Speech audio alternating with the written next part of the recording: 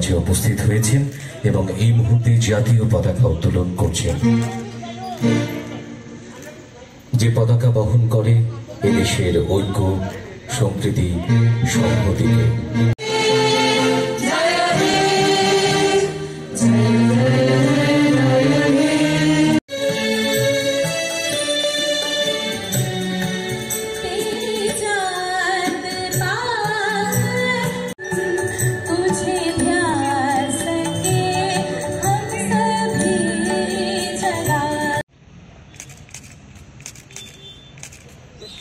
এদিকে ভজনাঞ্জলি চলছে। ভজনাঞ্জলি পরিবেশনায় রয়েছে শিল্পী পৌলমী রায়।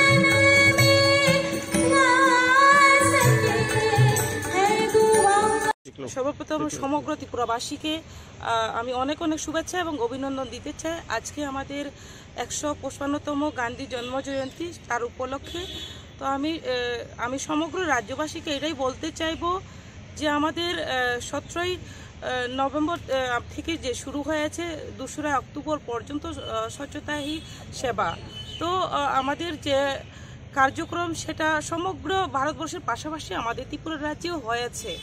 একটাই লক্ষ্য যে আপনারা জানেন আমাদের মহাত্মা গান্ধী জাতির জনক, উনি আমাদের দেশের জন্য, স্বাধীনতার জন্য ওনার ভূমিকা অপরিসীম ছিল এবং